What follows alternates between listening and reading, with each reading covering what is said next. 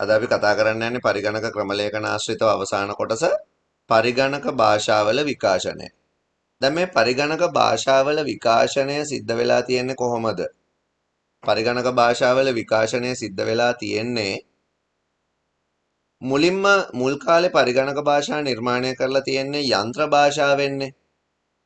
යන්ත්‍ර භාෂාවෙන් කියලා කියන්නේ දැන් ඔය 1 සහ 0 පදනම් කරගෙන තමයි පරිගණක භාෂා නිර්මාණය කරලා තියෙන්නේ. ඒ කියන්නේ පරිගණකයට ආවේනික භාෂාවක් පරිගණකය නිර්මාණය කරපු මිනිස්සු හඳුන්වලා දීලා තියෙනවා. ඉතින් මේ යන්ත්‍ර භාෂාවෙන් පරිගණක ක්‍රමලේඛන නිර්මාණය ඒ කාලේ මිනිස්සු සිද්ධ කරා. විශේෂයෙන් අපි දන්නවනේ ඇඩා ඔගස්ටා ගැන ප්‍රථම ක්‍රමලේඛිකාව. එතකොට මෙයා ඒ වැඩේ කරලා තියෙන්නේ යන්ත්‍ර භාෂාව පදනම් කරගෙන එක බිඳුව පදනම් කරගෙන. ඉතින් කාලයක් යනකොට මිනිස්සු උත්සාහ කරා මේ මිනිස්සුන්ට සමීප භාෂාවලින් පරිගණක ක්‍රමලේඛනය කරන්න. මොකද යන්ත්‍ර භාෂාවෙන් පරිගණක ක්‍රමලේඛනය කිරීම තරමක් අපහසුයි. එක බිඳුව පදනම් කරගෙන හැම වැඩේම කරන්න අමාරුයිනේ. ඒ හින්දා. ඉතින් මේ පරිගණකවල විකාශනය සිද්ධ වෙන්නේ අන්න ඔය හේතුව ඔය කාරණාව හින්දා කියන එක මතක තියාගන්න ඕන. ලියාගන්න පරිගණක ක්‍රමලේඛන භාෂාවල විකාශනය කියන මාතෘකාව යටතේ පරිගණක ක්‍රමලේඛන භාෂා ප්‍රධාන අවධි දෙකක් ඔස්සේ විස්තර කළ හැක. එහිදී පහළ මට්ටමේ පරිගණක භාෂා සහ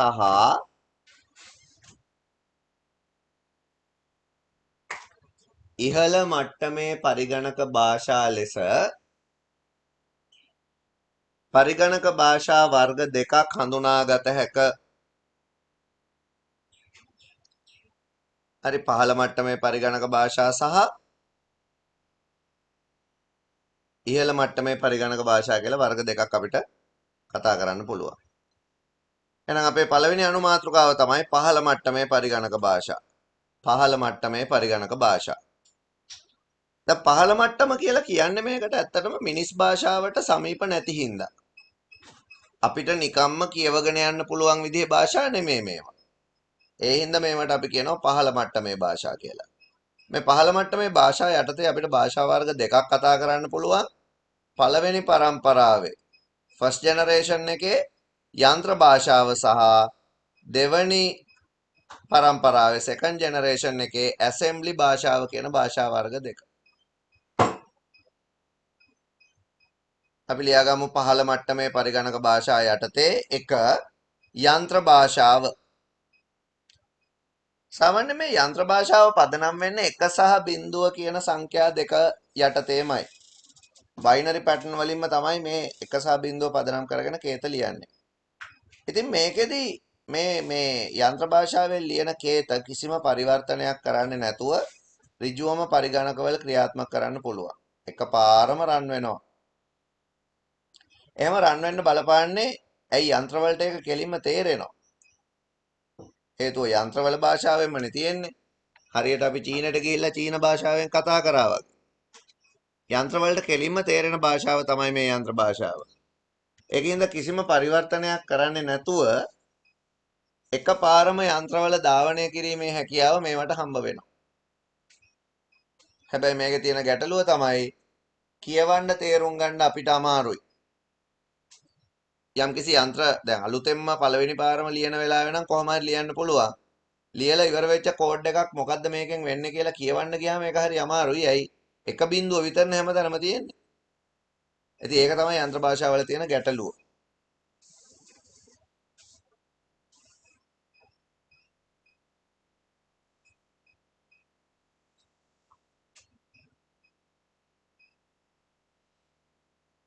ලියාගන්න එක යටතේ පළමු පරම්පරාවේ පරිගණක භාෂාව ලෙස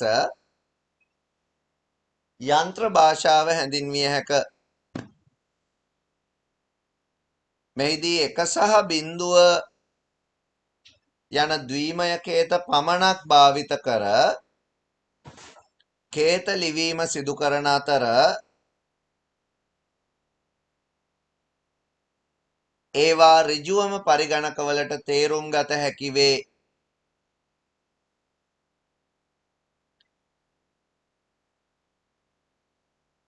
මෙවැනි කේත ලිවීම, කියවීම සහ සංස්කරණය කිරීම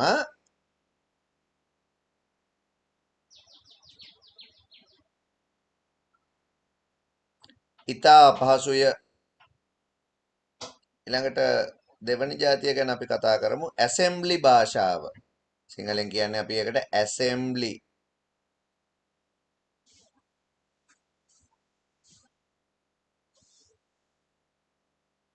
ඇසෙම්බලි භාෂාව. මේ ඇසෙම්බලි කියන භාෂාව යන්ත්‍ර භාෂාවට වඩා ටිකක් විශේෂ භාෂාවක්. ඇයි එහෙම කියන්නේ? ඇසෙම්බලි භාෂාව ලියලා තියෙන්නේ ඉංග්‍රීසි අක්ෂර භාවිත කරලා. හැබැයි ඉංග්‍රීසි වචන භාවිත කරන්නේ නැහැ. ඉංග්‍රීසි අක්ෂර විතරයි. අක්ෂර පාවිච්චි කරලා හදා ගන්නවා කෙටි යෙදුම්. උදාහරණයක් විදිහට එකතු කිරීමට අපි sum කියලා කියන්නේ. ඇවරේජ් එකට AVG කියන්නේ. මෙන්න මේ වගේ කෙටි යෙදුම් හදා ගන්නවා. හදාගෙන තමයි ඇසෙම්බලි කෝඩ් ලියන්නේ.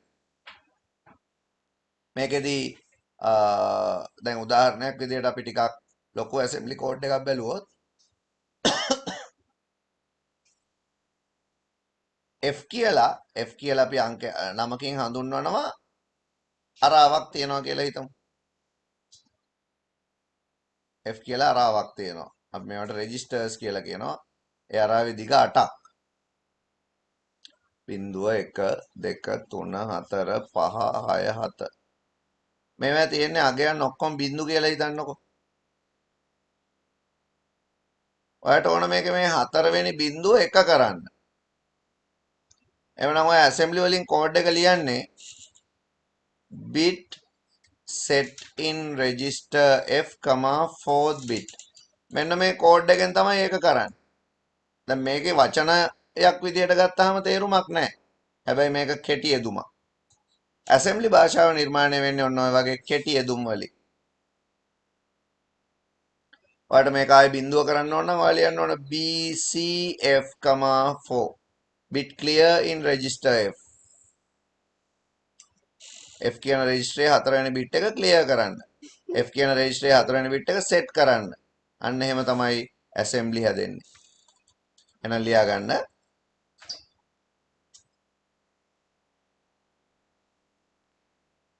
යන්ත්‍ර භාෂාවේ එක බිංදුව භාවිත කරනු වෙනුවට කෙටි යෙදුම් භාවිත කරමින් ඇසෙම්බලි කේත ලියනු ලබයි. මේවා ඍජුවම යන්ත්‍රවලට කියවිය නොහැකි අතර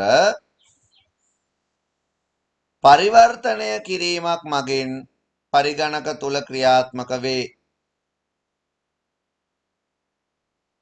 යන්ත්‍ර භාෂාවලට වඩා පහසුවෙන් කියවීම හා තේරුම් ගැනීම සිදු කළ හැක. එතකොට එහෙම තමයි මේ පහළ මට්ටමේ පරිගණක භාෂා නිර්මාණය වෙලා තියෙන්නේ.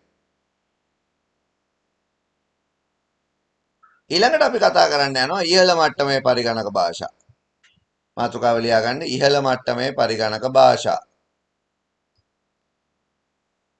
ඒක ලියාගමු මෙහෙම. ඉහළ මට්ටමේ පරිගණක භාෂා ප්‍රධාන අවධි 3ක් ඔස්සේ විස්තර කළ හැක.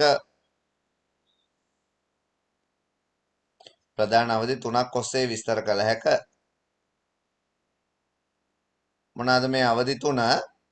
මේ ඉහළ මට්ටමේ පරිගණක භාෂා ප්‍රධාන වශයෙන් අපිට කතා කරන්න පුළුවන් තුන්වෙනි පරම්පරාව third generation, fourth generation and fifth generation කියලා. තුන්වෙනි පරම්පරාව, හතරවෙනි පරම්පරාව සහ පස්වෙනි පරම්පරාව කියලා. ඒවා නම් 3 වන, 4 වන සහ 5 වෙනි අවදි වේ. දැන් මේවා තියෙන විශේෂ ලක්ෂණය තමයි මේවා මිනිස් භාෂාවන්ට ගොඩක් සමීපයි. සාමාන්‍යයෙන් ඉංග්‍රීසි වචන පාවිච්චි කරන්නේ. එහෙනම් ලියා ගන්න. මේවා මිනිස් භාෂාවන්ට බොහෝ සමීප භාෂා වර්ගයකි. මේවාද පරිවර්තනය කළ යුතු අතර කියවීම සහ ලිවීම ඉතා පහසුය. අපි ඒකට උදාහරණ ලියමු. මේ අවධි 3ට වෙන වෙනම දාලා දැන් සාමාන්‍යයෙන් මං කියවනේ පළවෙනි දෙවෙනි පරම්පරා පහළ මට්ටමේ භාෂා 3 4 5 ඉහළ මට්ටමේ කියලා. දැන් පළවෙනි පරම්පරාවට යන්ත්‍ර භාෂාව, දෙවෙනි පරම්පරාවට ඇසෙම්බලි භාෂාව වගේ තුන්වෙනි පරම්පරාවට තමයි මෙන්න මේ සෙට් එක අදාළ වෙන්නේ. මේකේ තියෙන ෆෝටන්, බේසික්, කොබෝල්, පැස්කල්, C වගේ ඒවා. මේවා ඔක්කොම තුන්වෙනි පරම්පරාවට උදාහරණ. තර්ඩ් කියලා දාලා ඒ ටික ලියා ගන්න. හතරවෙනි පරම්පරාවට උදාහරණ විදිහට Visual Basic, Java, C++, C Sharp වගේ ඒවා ගන්න පුළුවන්. Python උනත් ගන්න පුළුවන්. පස්වෙනි පරම්පරාව විදිහට Prolog,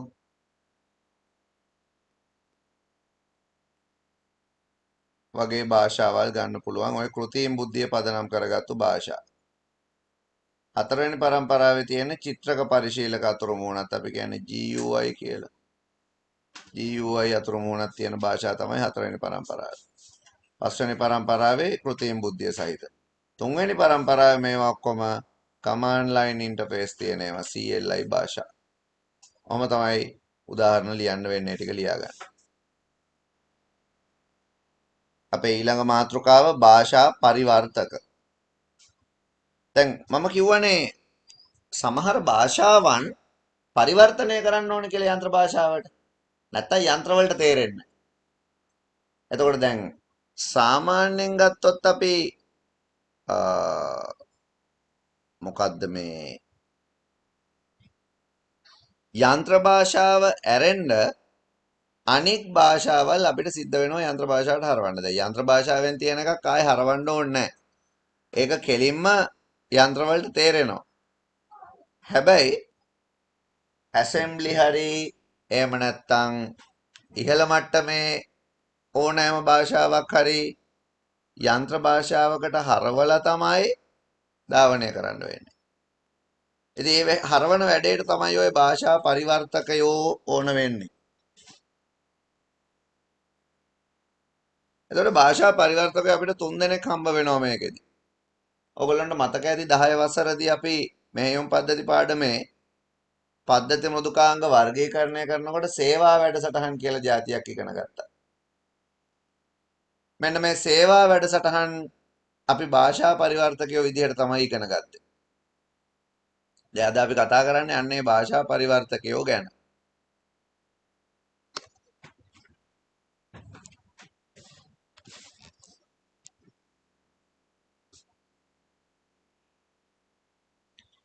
හරි. එතකොට අපි මෙහෙම ලියාගමු භාෂා පරිවර්තකයන් ගැන. යන්ත්‍ර භාෂාව හැර අනිකුත් පරිගණක භාෂාවලින් ලියා ඇති ක්‍රමලේඛ යන්ත්‍ර භාෂාවට හැරවීම සඳහා භාෂා පරිවර්තක භාවිත කරයි. මේවා ප්‍රධාන වර්ග 3කින් හඳුනාගත හැක.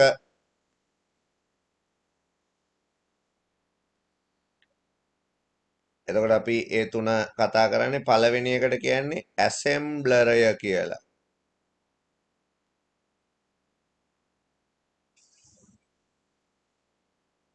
දෙවෙනි එකට කියන්නේ අර්ථ වින්‍යාසකය කියලා.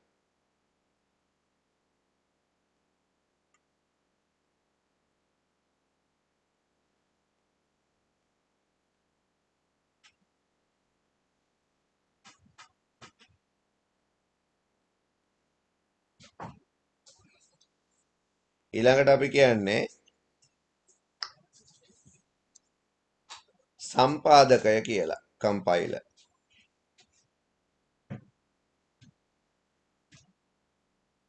ඔන්න ඔය තුන තමයි භාෂා පරිවර්තකයෝ විදියට අපි හඳුන්වන්නේ. එහෙනම් පළවෙනි මාතෘකාව ලියාගන්න ඇසෙම්බලරය.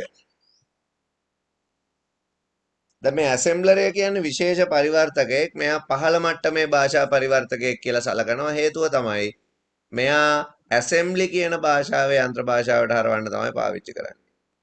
වෙන වෙන භාෂාවලට යොදා ගන්නෑ.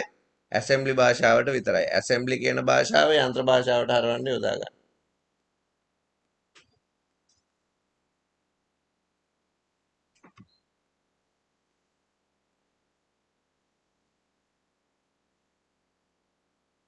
ලියා ගන්න ඇසෙම්බලි යටතේ මෙය පහළ මට්ටමේ භාෂා පරිවර්තකයක් වන අතර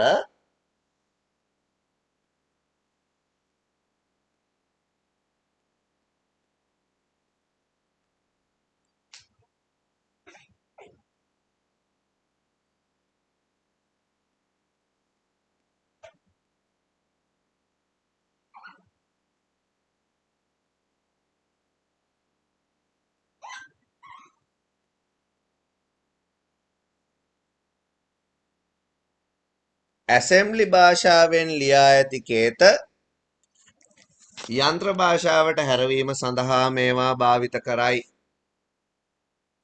ඊළඟ જાතිය අපි කතා කරමු අර්ථ වින්‍යාසකය. දැන් මේ අර්ථ වින්‍යාසකය කියන්නේ ඉහළ මට්ටමේ භාෂා පරිවර්තකයෙක්. high level programmer translator කෙනෙක්. මෙයාගේ විශේෂත්වයක් තියෙනවා. මොකද්ද මෙයාගේ විශේෂත්වය?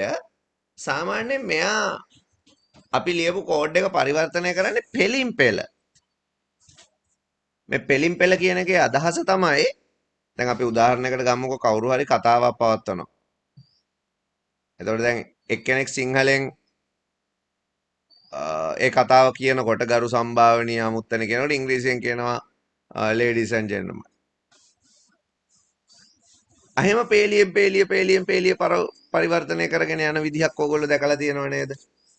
ඔන්න ඔය විදිහට තමයි මේ ඉන්ටර්ප්‍රිටර් නැත්නම් අර්ථ වින්‍යාසකය කියන භාෂා පරිවර්තකය පරිවර්තනය කිරීම කරන්නේ.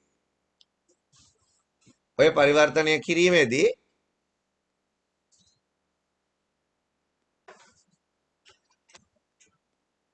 යම්කිසි දෝෂයක් ඒ අදාළ පෙළේ තිබ්බොත් පරිවර්තනය වෙන එක නවතිනවා. ඉතින් ගොඩක් වෙලාවට මේ જાතිය පරිවර්තනයන් පාවිච්චි කරන්නේ මේ ක්‍රමලේඛන ශිල්පීන්. ක්‍රමලේඛන ඉගෙන ගන්න අය. මොකද ඒගොල්ලන්ට ලේසි එතකොට ලියපු කෝඩ් කොටස ලියපු කේත කොටස විතරක් ධාවනය කරලා බලන්න. හැබැයි දැන් පැස්කල් කියන්නේ එහෙම එකක් නෙමෙයි.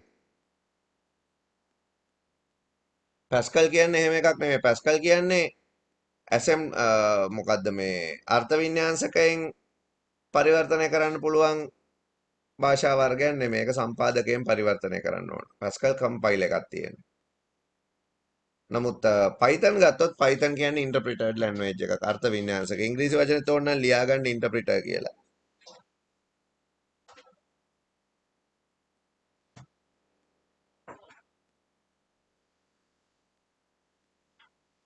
ලියාගන්න අර්ථ වින්‍යාසකය මගින්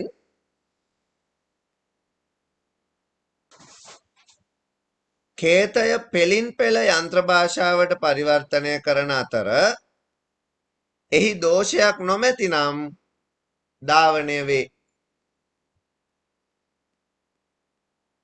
ඊළඟට සම්පාදකය ඉංග්‍රීසියෙන් කියනවා කම්පයිලර් කියලා. කම්පයිල් එක පාවිච්චි කරලා කම්පයිලර් කියන පරිවර්තකය පාවිච්චි කරලා සමස්ත කෝඩ් එකම එකපාර පරිවර්තනය කරනවා යන්ත්‍ර භාෂාවට. කොහේ හරි දෝෂයක් තිබ්බොත් කම්පයිල් වෙන එක නවතිනවා අතරමඟ. ඒ දෝෂය හදලා ඉවර කරනකම් කම්පයිල් කරන්න බෑ. ඒ කියන්නේ කම්පයිල් කරලා ඉවර වෙද්දි දෝෂ රහිත කේතයක් තමයි අපිට හම්බ වෙන්නේ. එහෙනම් ලියා ගන්න සම්පාදකය මෙමගින් මුළු කේතයම එකවර යන්ත්‍ර භාෂාවට හරවන අතර කිසිදු දෝෂයක් නොමැතිනම්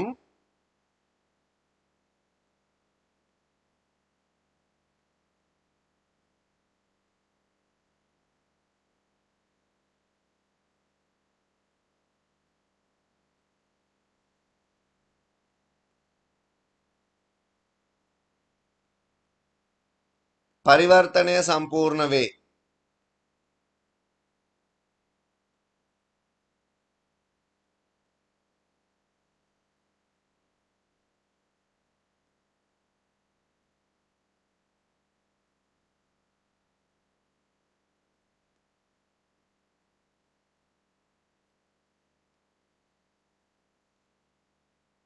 කුමක් හෝ දෝෂයක් ඇතනම් එය නිවැරදි කරන තුරු කුමක් හෝ දෝෂයක් ඇතනම් එය නිවැරදි කරන තුරු සම්පාදනය සම්පූර්ණ නොවේ. නැත්නම් පරිවර්තනය සම්පූර්ණ නොවේ. එතකොට අපිට ඔය පරිවර්තන ගැන කතා කරද්දී ඔය පරිවර්තන දෝෂ ගැනත් කතා කරන්න වෙනවා. භාෂා පරිවර්තනය සම්බන්ධයෙන් අපිට දෝෂ පැන නගින්නේ කොහොමද කියලා බලන්න වෙනවා.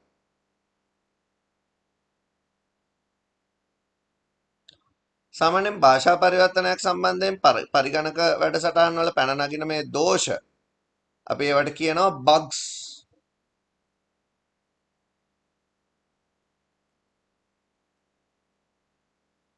දෝෂ. එහෙනම් ලියා ගන්න ඊළඟට අනුමාත්‍රකාවක් bugs දෝෂ.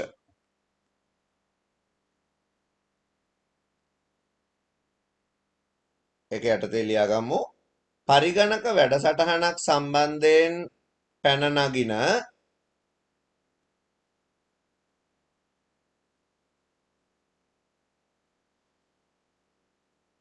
ඕනෑම දෝෂ සහගත තත්වයක්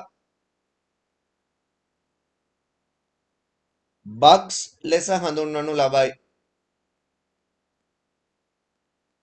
මෙවැනි දෝෂ ඇතිවිය හැකි ප්‍රධාන ආකාර කීපයක් පහත දැක්වේ. ඒ යටතේ අපි පළවෙනි දෝෂ වර්ගය ගැන කතා කරමු. එක දෝෂයක් පරිගණක වැඩසටහන් වල පැන නගින අපි ඒකට කියනවා syntax error කියලා. syntax නැත්නම් මේකට කාරක රීති දෝෂ. කාරක රීති දෝෂ syntax error. දැන් මොකද්ද මේ කාරක රීති දෝෂයක් කියලා කියන්නේ? ඔය තිත්කමාව හිස්තැන් වරහන් වගේ දේවල් වරද්දලා අපි ප්‍රෝග්‍රෑම් එකක් ලිව්වොත් අන්නේ ප්‍රෝග්‍රෑම් එක රන් වෙන්නේ නැහැ.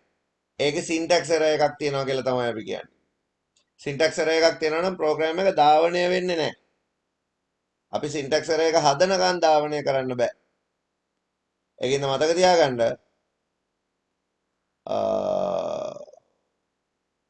අනිවාර්යෙන්ම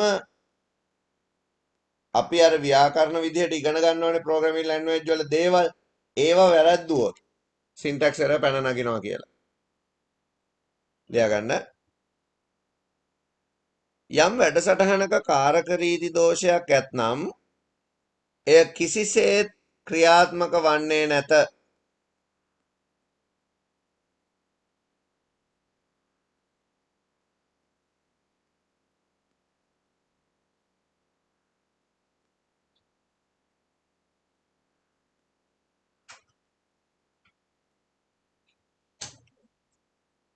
එම දෝෂය නිවැරදි කරන තුරු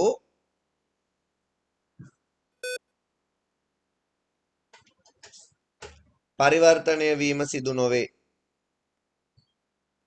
ඊළඟට අපිට හම්බ වෙන දෝෂයක් තමයි ලොජිකල් එරර් කියලා කියන්නේ. අපි ඒවට කියනවා තාර්කික දෝෂ.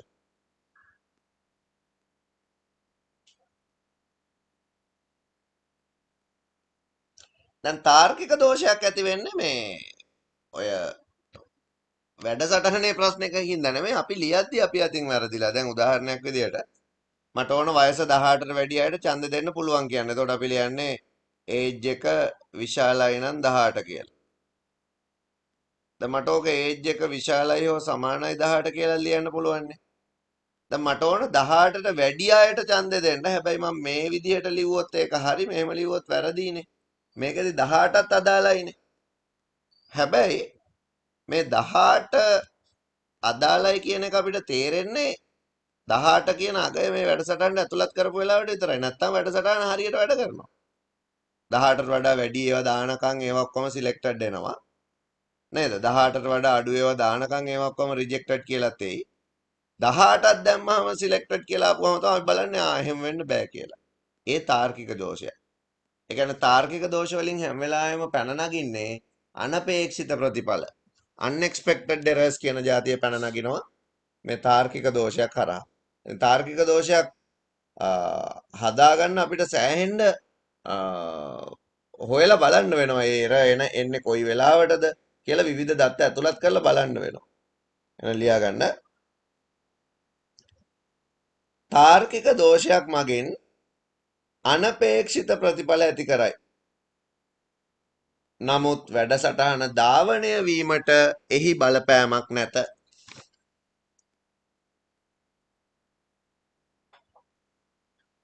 ඊළඟට අපි දැන් පළවෙනි එක තමයි ওই දෝෂ ගැන කතා කරේ. ඊට පස්සේ අපි දෙවෙනි එක කතා කරමු. ඒකට අපි කියනවා ඩිබග්.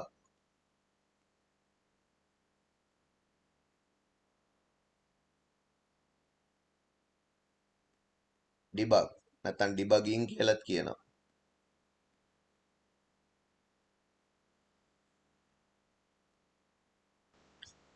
පරිගණක ක්‍රමලේඛනයේ ඩිබග් කියලා කියන්නේ දෝෂ निराකරණය කිරීම.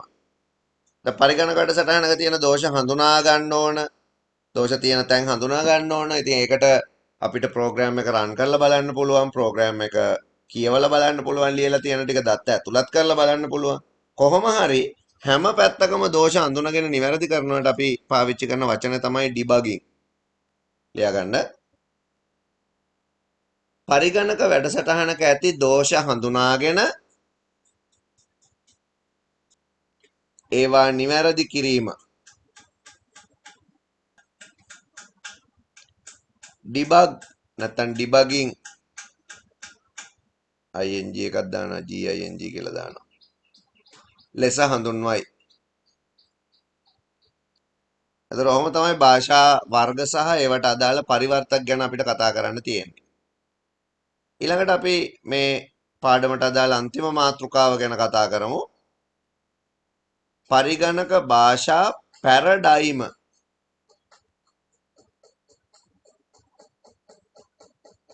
ඉංග්‍රීසියෙන් කියනවා programming paradigms කියලා.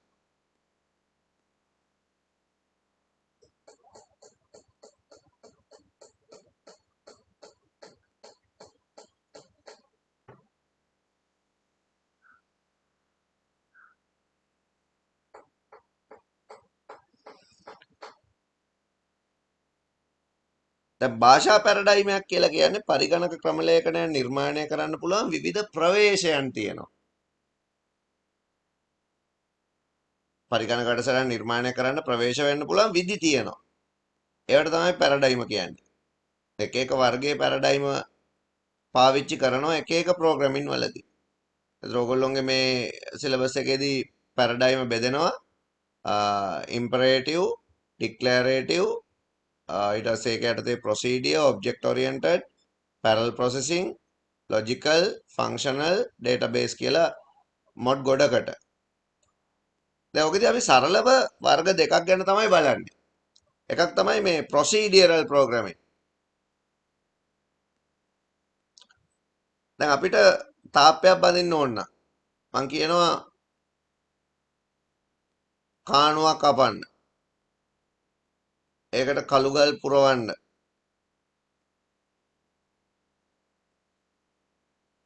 පුරවලා කළුගල් වලින් ෆවුන්ඩේෂන් එකක් දාන්න. දාලා ඊට උඩින් ගල් වලින් ලේයර් එකක් බැඳගෙන යන්න. ඊට පස්සේ ආයෙ ගල් ලේයර් එකක් බැඳගෙන යන්න. ආයෙ ගල් ලේයර් එකක් බඳින්න. ආයෙ ගල් ලේයර් එකක් බඳින්න. ඔහොම කියන්න පුළුවන් මට.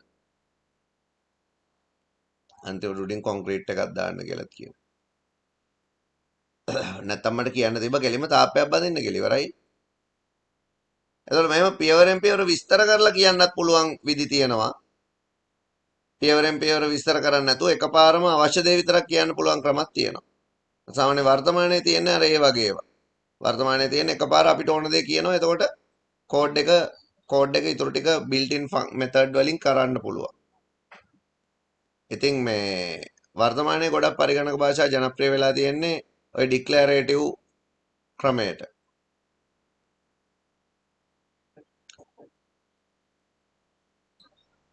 හරි ඔයගොල්ලෝ මාතෘකාවක් ලියාගන්න පරිගණක භාෂා පැරඩයිම කියලා. පැරඩයිම පැරඩිගම්ස්.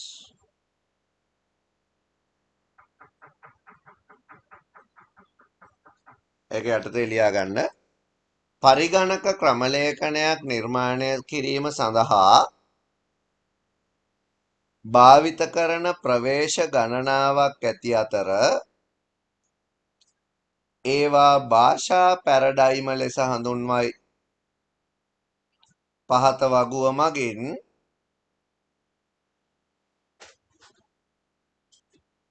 පැරඩයිම කිහිපයක් විස්තර කරයි. බලන්න මේ වගුවේ විධානාත්මක පරිගණක භාෂා කියලා පරිගණක જાතියක් තියෙනවා. භාෂා වර්ගයක් තියෙනවා. ඉතින් එතකොට ඕකටම මේ පැස්කල් එහෙමත් මේකටම අදාළ කරගන්න පුළුවන් අපිට. මේ විධානාත්මක වලට පැස්කලුත් ගන්න පුළුවන්. ඊළඟට ප්‍රකාශන පරිගණක භාෂා ඇතුලේ ශ්‍රිතමය සහ තාර්කික ක්‍රමලේඛ කියලා වර්ග දෙකක් තියෙනවා. මේකෙදි තාර්කික ක්‍රමලේඛ යටතේ ඔය Python එහෙමත් අපි ලියන්න පුළුවන්. ඊළඟට වස්තු නැඹුරු ක්‍රමලේඛ යටතේ ඔය Visual Basic එහෙමත් අදාළයි මේකට. ඔන්න ඔය වගුව ඉස්සල්ලාම ඇඳ ගන්න උතන්ට. හරි අපි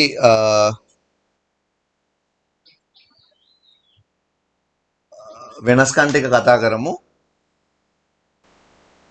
රයිට් අපි ඉස්සල්ලාම කතා කරමු විධානාත්මක සහ ප්‍රකාශන භාෂා අතර වෙනස. විධානාත්මක සහ ප්‍රකාශන භාෂා අතර වෙනස.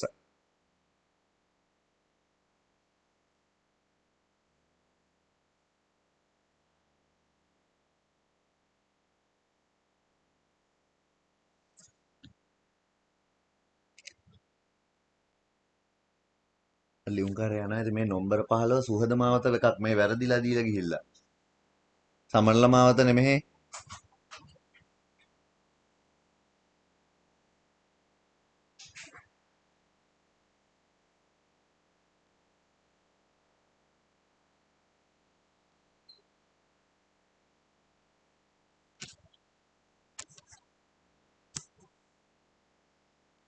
හරි. එතකොට මොකද්ද මේ අපි කතා කරන්න යන්නේ පළවෙනියටම විධානාත්මක භාෂානේ. එතකොට විධානාත්මක භාෂාවක් කියන්නේ මොකද්ද?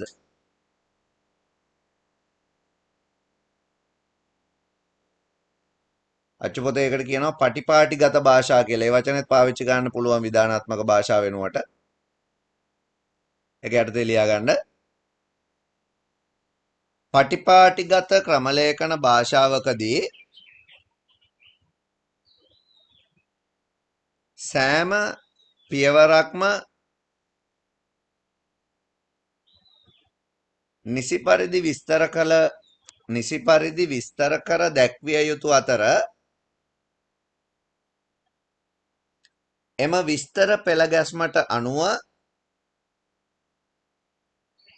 ක්‍රමලේඛනය ක්‍රියාත්මක වේ. මෙහිදී සෑම පියවරක්ම නිසි පරිදි විස්තර කිරීම වැදගත් වේ.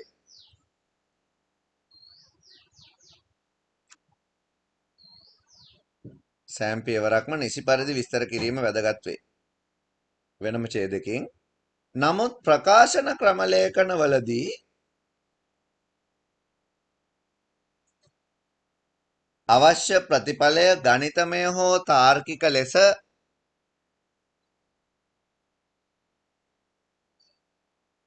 නිර්මාණය කළ හැකි අතර විස්තර කිරීමක් අවශ්‍ය නොවේ. පැස්කල් වැනි ක්‍රමලේඛන භාෂා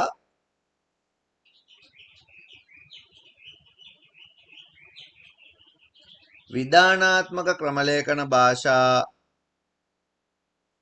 වලට උදාහරණ වන අතර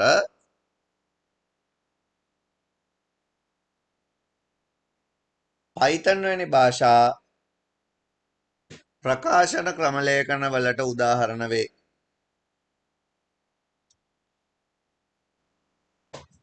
ඊළඟ එක වස්තු නැඹුරු ක්‍රමලේඛන භාෂා. දැන් මේ වස්තු නැඹුරු ක්‍රමලේඛන භාෂා කියලා කියනකොට අපි ඒකෙන් අදහස් කරන්නේ මේ සැබෑ ලෝකේ වස්තු කියන දේවල්. දැන් අර ලයිට් බිල හදන ප්‍රශ්නේදී ලයිට් බිල පදනම් කරගෙන අපිට වෙනමම මෙතඩ් එකක් හදාගන්න පුළුවන් ඔය වස්තු නැඹුරු ක්‍රමලේඛන භාෂා පාවිච්චි කරලා. ඔය Java වල එහෙම තමයි ඔය වගේ ක්‍රමේ තියෙන්නේ. ඉතින් මේ වස්තු නැඹුරු ක්‍රමලේඛන භාෂා වලින් අපිට ගොඩක්ම ප්‍රායෝගික තත්ත්වයන් සඳහා ක්‍රමලේඛන නිර්මාණය කරන්න පුළුවන් වෙනවා. ඉතින් ඒක ඇත්තටම ලොකු වාසියක් පරිගණක වැඩසටහන් නිර්මාණය කරනකොට. අපි ඒවට කියන්නේ ඔබ්ජෙක්ට් ඔරියන්ටඩ් ප්‍රෝග්‍රෑමින් කියලා තමයි කියන්නේ. දෙයාගන්න ඒක යටතේ දත්ත සහ කේත වලින් සමන්විත වස්තු යන සංකල්පය මත ගොඩනැගී ඇති කේත ක්‍රමයක් ලෙස වස්තු නැමුදු ක්‍රමලේඛන භාෂා හැඳින්විය හැක.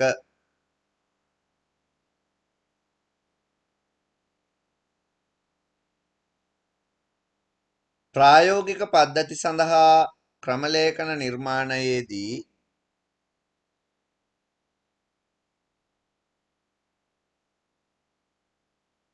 මෙම ක්‍රමය බහුලව භාවිත කරයි. ඊළඟට අපි අන්තිම කොටස මේකේ කතා කරමු. පරිගණක ක්‍රමලේඛන සහ පිටපත් ලේඛන භාෂා අතර වෙනස. පරිගණක ක්‍රමලේඛන භාෂා සහ පිටපත් ලේඛන භාෂා අතර ඇති වෙනස. සාමාන්‍යයෙන් ක්‍රමලේඛන භාෂාවක් ගත්තාම ක්‍රමලේඛන භාෂාවක කාරක රීති ඉතාම ඉහළයි. ඒ කියන්නේ අපි හරියටම තිත තියන්න ඕනේ, ඔක්කොම ටික හරියටම කරන්න ඕන. චුට්ටක් හරි වැරදුනොත්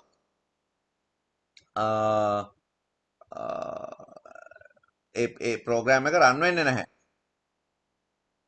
හරිද? එතකොට අපි ඒකට කියන්නේ මේ මොනවාද ඒකට කියන්නේ මේ නිසි පරිදි කාරක රීති භාවිත කරලා නැහැ කියලා කියනවා. ඒ කාරක රීති නියම අයුරින් තියෙන්නම ඕන. දැන් මේ කාරක රීති නියම අයුරින් ලියන්න ඕන නැති භාෂා විශේෂයකුත් තියෙනවා. ඒවට තමයි පිටපත් ලේඛන භාෂා කියලා කියන්නේ. ඔයගොල්ලන්ට වෙබ් අඩවි නිර්මාණයේදී එහෙම එක භාෂාවක් හම්බ වෙනවා. එතකොට ඔයාට හරි ලේසි ක්‍රමලේඛන භාෂා එක්ක සංසන්දනය කරනකොට ක්‍රමලේඛන භාෂාවකට වඩා ගොඩක් ලේසි පිටපත් ලේඛන භාෂාවකින් කේතකරණය කරද්දී. ඉතින් ඒක මතක තියාගන්න ක්‍රමලේඛන භාෂාවලට කාරක රීති වැඩි. හැබැයි පිටපත් ලේඛන භාෂාවලට කාරක රීති කියලා જાතියක් බහුලව පාවිච්චි කරන්නේ නැහැ. ලියා ගන්න මෙහෙම.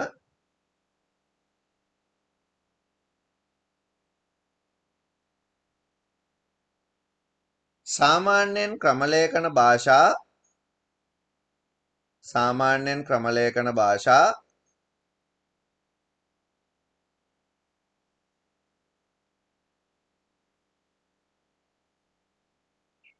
ඉහළ කාරක රීති ප්‍රමාණයකින් යුක්ත වන අතර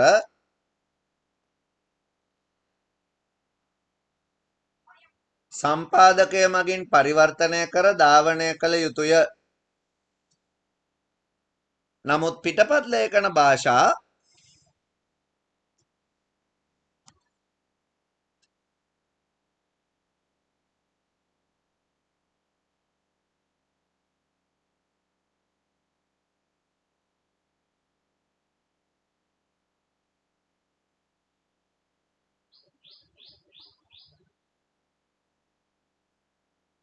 සරල කාරක රීති භාවිත කරමින් ලියනු ලබන අතර